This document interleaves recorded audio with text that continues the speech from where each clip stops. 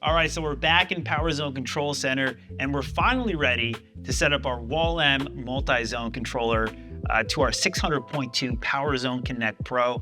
Let's dive in and take a look.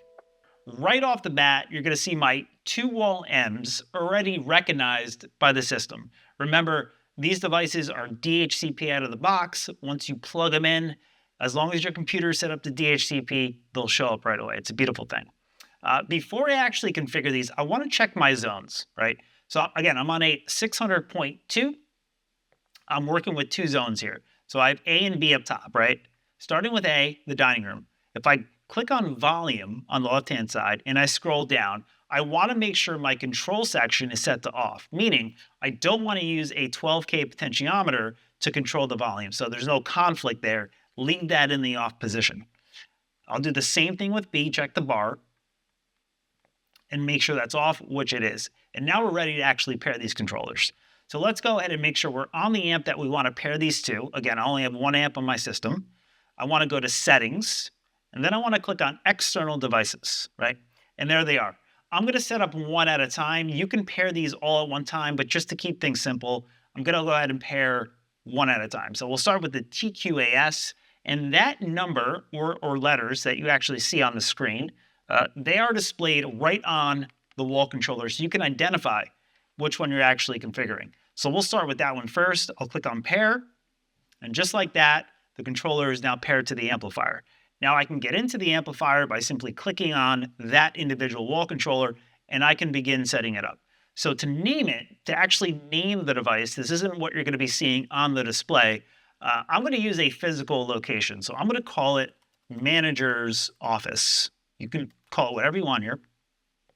And I'm going to allow the manager to control all zones, right? So right now it's defaulted dining room, but I want him to actually, or she, to control the dining room or bar, right? And then when you click on it, you will then see under allowed zones, the zones that he or she can control. Remember, it's a multi-zone controller, right? So it's super flexible.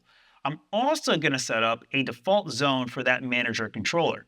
I'm going to turn that on, make the dining room default. And what does that mean? Well, when the manager comes to the Wall M and actually adjusts the bar, not the dining room, after 0.5 or half a minute, essentially, this will default back to the dining room on the display, right? So that one's always the main one that he or she is controlling, and it goes back to that state every time. You can have that off, you can have that on, it's completely up to you. And then you can also shut the amplifier down from the Wall M by pressing and holding this, the main encoder. I'm also going to leave that off just so we don't have any conflicts.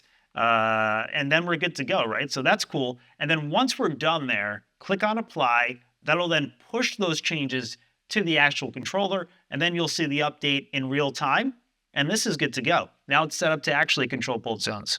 Awesome. So this is good to go. The manager's office is cool. I'm going to go ahead and now pair my second one. I'm going to go back to external devices, pair it. Click on that device, which is FXY3. I'm going to name that. We'll name it dining room, since it'll only be living in the dining room.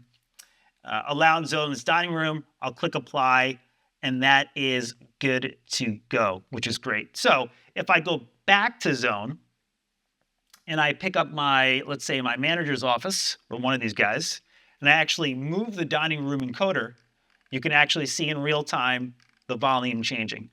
If I want to change my source, you can do that on the Wall M. You can also change the zones, like I said, but it's very simple, very clean, very minimal, and that's all it takes. These are actually already set up and ready to go and ready to rock. That's how fast you can do this. In fact, I probably could have did this in about 30 seconds, but I want to show you guys the true power of the Wall M. Thanks for watching. We'll see you next time.